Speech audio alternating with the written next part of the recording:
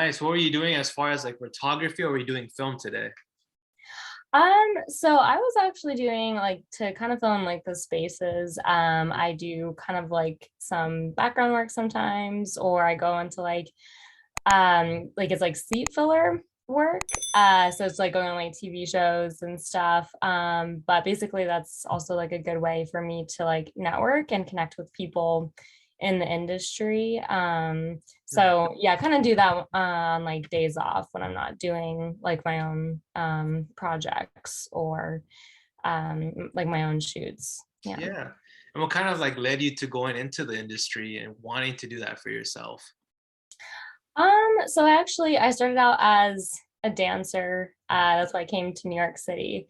Oh, But then after trying that out for a while, I just, didn't see it as a very like sustainable career. hmm. And I felt Yeah. like New York City also like opened my eyes to just so many new things. And so I kind of just started to really like explore. I tried like acting for a little bit, and then yeah, I kind of through the acting, that's actually how I got to doing like the background work. And I just thought that was really cool to be on set, and I really kind of wanted to try out that world a little more. And I at first thought I wanted to go more in like the direction of like TV and like big productions. So I like went to film school and stuff, but through Hmm. that I kind of found that I kind of like doing more of my own projects. I liked having a little more creative control.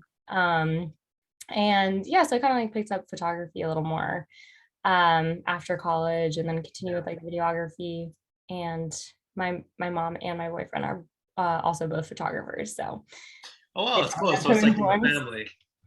Yeah, so they probably definitely like influeed that a bit too. I know you're mentioning a little bit about college. Do you feel like what you learned from there kind of carries on to your career now, or did you feel like post college you kind of picked up on more things and experiences? I guess both. I mean, I always felt like school was a little um like restricting for Mm, me. I always kind of felt like I wasn't yeah.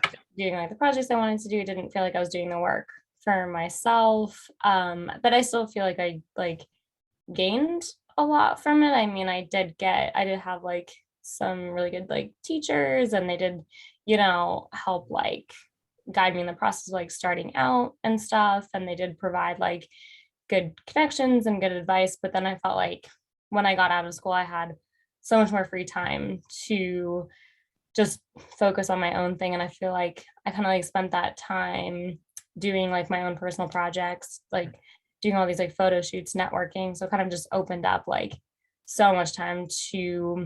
focus on like exactly what I wanted to do. And for me, I prefer that. Yeah. That route. And let me ask you, are you more on the introverted side or extroverted when it comes to networking? It depends. Like, I think it really depends on like the environment I'm in. Cause like Mhm. growing up, I was always like told I was really like shy, really quiet. But then Mhm. I would be in other environments, and I would be like really outgoing and really social. But I definitely think like with the photography, videography, and like wanting to build my own business, I've had to like really just push myself Mm, to like I think I really care a lot what other people like think about me, but I think it really just pushed me to kind of like let that go. And but it's like I think because there's like the passion behind it, I don't really have that fear anymore, because I know I'm doing it like for my business, and it's really just like pushed me so much to be super outgoing and want to meet all these new people. And yeah, through that I found that I actually really love people. I love meeting new people. It's so interesting. Like even if they are maybe a little yeah. like cold at first, like I'm still like, oh, like you're so interesting as like a person, like because of the photography. I think that just made me like so curious about people in general. So Yeah. yeah, I think I've definitely become more like extroverted. It's very cool because for people that are like listening and even want to be photographers, what tips would you offer for them to kind of like get out of their shell, or to kind of slowly build that, like say, clientele for your business? Yeah. Um, I mean, I would say kind of just like going for it. Like, I Yeah. think like you definitely need to have like some planning. Like, you Mm, can't just like go into something and like without, you know, like like having no planning or no backup. But like I think also um yeah, just like going for it and not like you really don't have anything to lose. And like, this is your life. Like, you should kind of live it the way you want to live. And if that's your dream, you know, you should just go for it. And I think, yeah, I really feel like just meeting like as many people as possible has really helped me because each connection has like led me down like Mm, a different path or like further into the industry. And it almost feels like there's just like unlimitless, like there's no limit on like yeah. what you can do, or like, like it just kind of really is like opened my mind to like um that you really can take your life in whatever direction you want to go. You just, have to do it. Really, I think action, like taking that action is the most important part. And I love that you're talking about action because I know we can think and have a vision for our business, but you actually put it in your own hands, like you're saying. But what do you feel like along the journey and process that you're still going through are like the biggest obstacles for you and your business? I think just like the inconsistency. Mhm. So I think I think when starting out, you do have to have like a lot of backups. And not in terms of like a backup plan, but just in terms of like financially, because Mm, like for me, I kind of like having like a million things going on.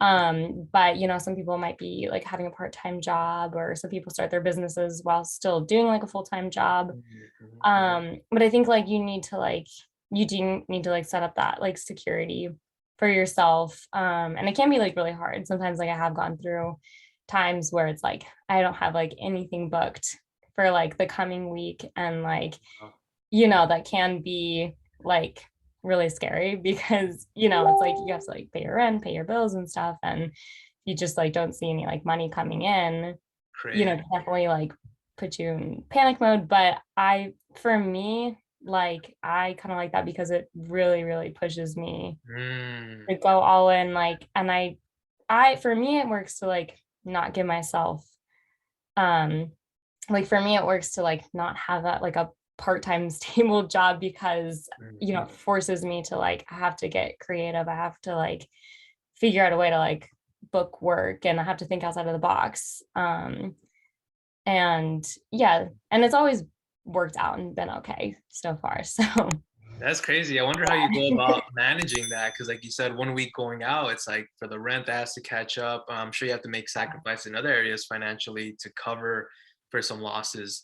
But even then, I was kind of curious as well. During this whole pandemic of 2020, even spreading out to now, has that affected you business wise?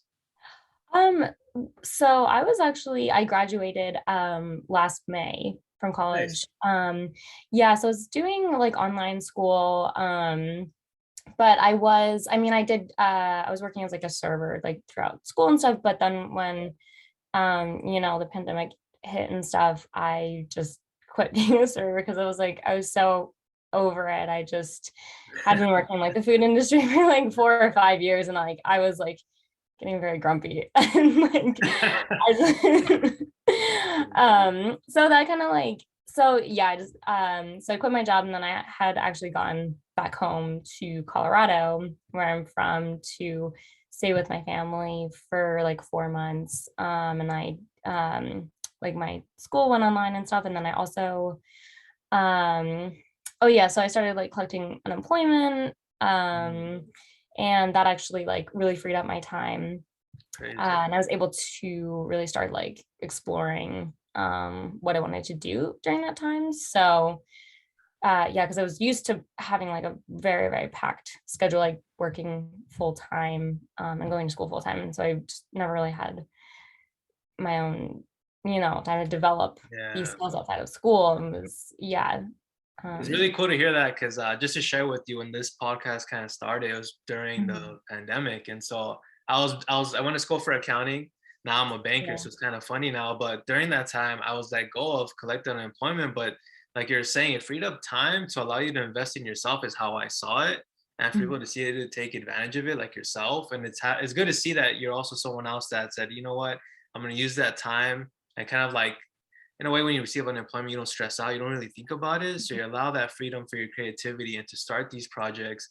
And even now, people that are, let's say it's ending and they weren't able to collect the unemployment at the time, at least now they can see it like you just got to go for it, try it out, and just organize it. Because even you were working at the same time. And I have experience too. I worked at McDonald's before as a cashier, and Mhm. it's a bit different from a server, but you still deal with high volume and the customer service. So people are gonna either be grumpy with you.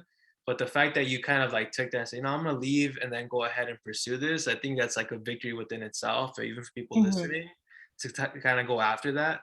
And I was gonna mention as well, what do you feel like is something you're trying to work on for the rest of 2022 for yourself?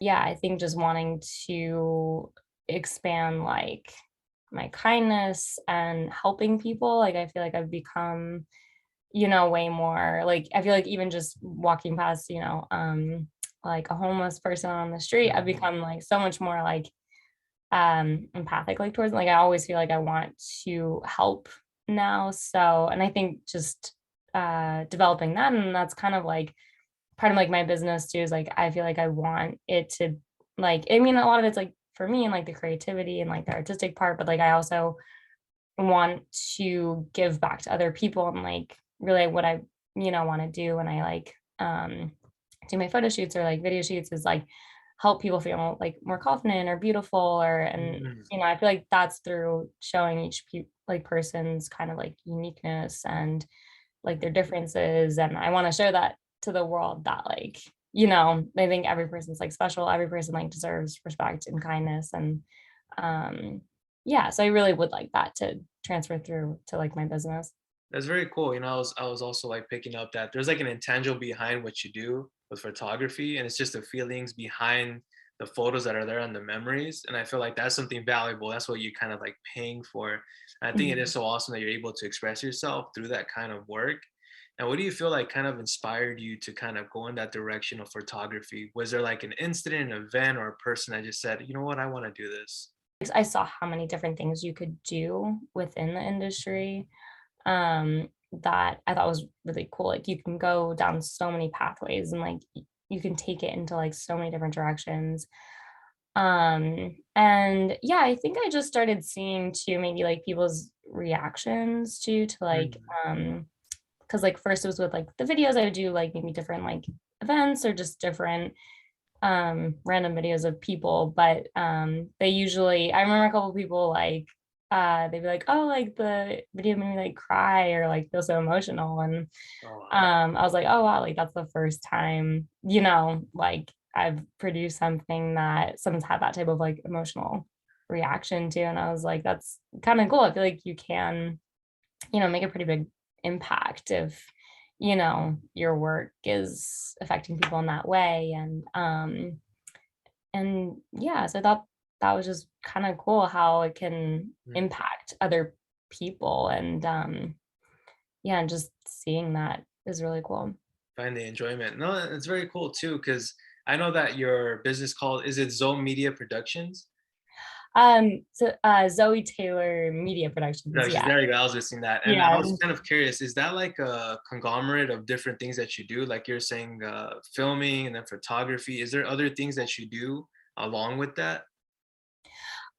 Yeah, so it's like the like videography, photography, and then I also just do I do a lot of like editing for other people. Like I really like I feel like my strength has always been in like editing more than like shooting Interesting. Yeah. videos. So I feel like editing work as well. I mean, I would like to, expand and kind of I think because it used to be Zoe Taylor Films, but then Mm, I expanded to photography and I felt like by changing it to Zoe Taylor Media Productions, it was kind of like there was so many ways I could go with it or so many things like down the road that I yeah. can include in that if and I do really want to expand like my business and stuff. And so I feel like having the media productions like, and kind of do anything that relates to that. So Very cool. yeah. I see that. I see that you didn't put yourself like in a specific niche. It kind of like opens you up to other opportunities. It's funny because I was actually talking to someone not too long ago about skill stacking, and it kind of reminds me of what you're doing is that you have different skills. And at the Mhm. same time, let's say if one area, for example, is like photography is not doing too well, there's not a lot of people like asking for that, then you still have editing because people always want something for editing. If that's not going well, you have something else. And so I feel like because you're doing that, it does benefit because you're not sticking to one thing. Because if that is not doing too well in the economy, you're able to open up for other things. And just for the listeners to listen, it's just like I see that, and that's great. Do you feel like that business is like an LLC, or have you established that yet? So I actually haven't done, yeah, that's something I like still should Yeah, do. But within the next year I definitely have to like get on that and stuff. yeah. But yeah, kind of because Mhm. sometimes if I'm not like booking, yeah, like photography jobs, then it's like, okay, just switch over to the videography. And then it's like, okay, so Mhm. like that's not working. And then it's like, reach out about like editing stuff. So it's nice because it also doesn't feel like limiting. Like there's, Yeah. you know, yeah. Let me ask you too. I know when you have opportunities to do different things, are you going to different cities and states to do these opportunities, or is it just mainly where you're at currently? I mean, that would definitely be my goal because like I love traveling. Like, Mm, yeah, and I that is like a huge thing for me is like traveling and just kind of seeing as many places as I can. But right now I'm kind of based, I say that I'm based in New York City and in like Denver, Colorado, because I have family Denver, Colorado, and I like to go back and like visit them a lot. And but I'm also like have been getting like jobs and work out there as well. So I just kind of said that I was like based in both cities, and also I don't mind like traveling there because I could also see yeah. family. And so I felt like starting off with like two places I Okay. could market and then expanding from there. But No, that's very yeah. cool, the fact that you're doing that. And for people that are listening, if they want to get your service, do you have a website set up, or is there a way to contact you for that? Yeah, so my website is just www.zoetaylormediaproductions.com. And how did you feel like setting that website up? Was it like a process? Do you feel like it was a big business expense for yourself when you went that route? Yeah, so I actually like so I started like setting it up and it was taking so much time and I was like no clue what I'm doing. So I ended up just like so I ended up like some people like reached out to me, to like Yeah. if I wanted like someone to like develop my website. And so like one person I just really liked the way they had it set up. They do Mhm. it by like a subscription basically. So like I pay them monthly, but they set up like my whole website for me. And then like any changes I want to make, I would just like tell them. And honestly, I think it saved me like a lot of money, even though I had to pay for Mm. it. But it's like because they spent probably like hours on it and saved me like probably twice as much time as they spent, working developing on the website because they, kind of know the software and how to do it and everything. So yeah, so kind of just like I felt like that was worth Yeah. it, and I feel like certain things are worth it to just like outsource, because I do Mm. think it can save you time and money. Yeah. Um, and not for like everything, for you want to be like smart, like with what you're doing that with. But in terms of like my website, that was like an investment that I was like, this is worth it because I was like, I hate doing this and I want to do it. And I felt like it was taking up a lot of like precious time that I could be like, devoting to like more important tasks and stuff I was like better at doing. So Yeah, and do you feel like the website was able to bring you more traffic, or do you feel like it was just more to have a presentation for your work? Kind of both. I felt like in order to like present myself in like a professional way, like I had to have a website. A lot of Mhm. people were like asking for a website, and I just feel like if I wanted to come across as like professional and taking my business seriously, like I just Yeah. had to have like a website. And I feel like it had to, look pretty good and stuff. And I do feel like it has brought me like more like I didn't expect for it to bring me more traffic. I kind of was just like, oh, Yeah. people will probably just come across it like every now and then. But it actually, I noticed like would make a posting or something, and then someone else would like refer my information to like a Mhm. friend, and then they would contact me through my website. So I definitely think it was like helped bring in like just business and like new leads and stuff. Very cool. The fact that you brought up like the referral, and then the referral kind of took a look at your Yeah. website and like, okay, I'm convinced. Let me contact her. And that's very Yeah. neat. It's like we're nearing the end of the podcast. Was there anything that you wanted to share about who you are? Or let me say this better question is like, what do you feel like is a good quality that you want people to know about Zoe? Hmm. Um, I get, let's see, a good quality. I feel like that's hard to like say about yourself because you're like, okay, I want to Yeah. say humble, but I